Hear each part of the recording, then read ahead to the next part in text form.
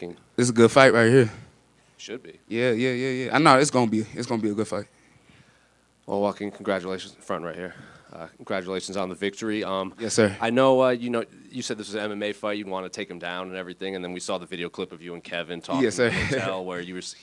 I think you said you were going to do what Hamzat did to him in there. Yes, sir. You ended up knocking him out cold against the fence. So I know you were saying you were going to take it down, but this is how you saw the fight ending. You standing victorious with an unconscious Wonder Boy. Yes, sir. I mean, I just knew that we just had to mix it up the whole time. You can't just go out there and just be one-dimensional, whether that's just wrestling or striking with Wonder Boy. You got to mix it up, definitely if you're trying to get him out of there. So the more that we had Wonder Boy thinking and just him on the back pedal, him on his heels, putting him up against the cage, we envisioned getting that knockout off the cage, yeah. Well, online, a lot of fans seem torn on who was winning up until the finish. You know, some people had you up, some people had him up, some people had it. It was a close fight, man. Close? It was a close fight, yeah. So at the end of the day, I really felt like Utah was really showing him some love, not going to lie. And I really felt like at the end of the day, we had to get that finish. Because whether the judges had it, going my direction or whatever, but the fans can always sway the judges just with the awes and everything of that nature. So I really felt like I had to really go out there and put Wonder Boy out. Steven seemed to have some success in defending some takedowns. Yes, he was did. catching you when you were coming in. Do you think he scouted you well and he kind of knew what was going to happen and had a good game plan up until you connected with that big ball? Yeah, he did a good job. I really honestly did not believe that he could stop a couple of my shots, but he did. He did a good job, sprawling out, using his wizard. But yet again, we just kept that constant pressure on him, attacking the lower body, so he can slow down just a bit. And eventually, once I feigned to act like to go for a takedown, I came right back up and I got the knockout. And I know you're always going to want the stoppage, but I don't know if you were watching the fights throughout the card. There were a lot of close fights, a lot of split decisions. Okay. A lot of people thought the winner actually lost. So Yeah. Did you see any of that? And knowing it was a close Nah, and not saying I don't pay attention to anybody else's fight, but I was locked in on mine. So, every time we just visualizing what's going to happen. And I really feel like, I kind of brought, hold on one second. Utah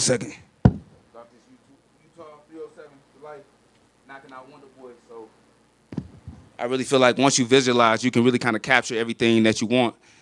So that was the goal, and that was the only thing that was on my mind. So, yeah, we made it happen. You called out Kamaru Usman, Yeah. and the call out actually, even Daniel Cormier cage. I was like, I like that call out. Like it seems like I appreciate DC. Seems like people actually into the call out. Yeah, okay. So I guess what is it about Usman? It's just like former champion. You think that? Yeah, just a former champion, man. Me being 5-0 in the welterweight division right now, me really kind of putting on the tear. I really feel like at the end of the day, Usman, being a former champion, kind of will prove and submit my name that I should fight for a title next.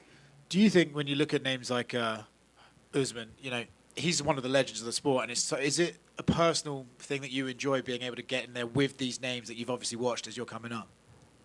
Yeah, for sure. How do you think you match up with him stylistically? Obviously, you've been improving your grappling. He's a heavy grappler against the cage. Do you think you'd prefer to show off your striking in there, or do you think you can match him in the wrestling department? I think I can knock out Usman. Yeah, immediately. Yep, immediately. Like we're talking Masvidal Askren style? Yeah. Right. Breaking records. Hey, Joaquin, over here between the... I'm just curious, did you see the tweet that Usman put up?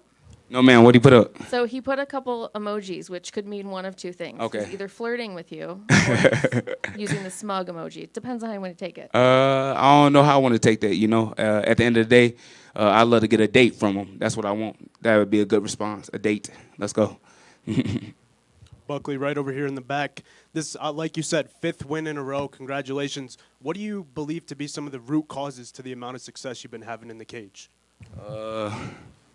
Just constant focus on the game, constant getting better, Just every day we're doing the same thing over and over again, And obviously the victory over Wonder Boy tonight. Defeating a guy like Wonder Boy in that style, man, that fashion, what does that mean to you? The name that he has, everything that he's accomplished, it's got to be one for the record books, no? Yeah, I think this the second time he's been knocked out in the UFC. Other than that, he's been finished only one time by a rear naked choke. So I really feel like, getting a finish over Wonder Boy should, prove a lot to people and what my potential is at 170. Uh-oh. And I want to touch on this. The St. Louis fighting base, you and the rest of the guys out there have been on an absolute tear. You 3-0 this year, Sean Woodson 2-0, and Charles Johnson himself 3-0. Okay. All this success for you guys. Yeah. What do you have to say about the guys who are coming out of the same city as you and what they've been doing in the UFC? Man, we just going to keep showing up and showing out, man. St. Louis in the building. Let's get it. And last from me, you're doing well with your podcast right now. You seem to be connecting with the fans really well, obviously, through your Instagram. Hey, Brick Brother lives. Pod, you already know. Yeah, man. So touching on that, the podcast, the Instagram lives, you seem to really like to entertain your fans, connect with your fans. Yeah. Do you see those endeavors? Obviously the Instagram live, that just happens, but the podcast is something that you put a lot of focus into. Are those ways for you to connect with your fans outside of fighting, and how important is that to you? It's very important, man, just to tap into the fan base, man, and really get people to know who I am, as an individual. And I really feel like, unfortunately, we still have not, worked as hard as we should have because I've been so locked into the fight game. But, I really feel like, we got something special for 2025 and all the fans out there, man. We're going to really change up the game. I promise y'all that. Yeah. Yeah. Walk Let's go, babe. One more over here. Yes, sir, man. You these good. staples over Oh, yeah. He got me good. I ain't going to lie. Yeah. So, good elbow from Wonder Boy. Yeah. Good mark. Appreciate you, man.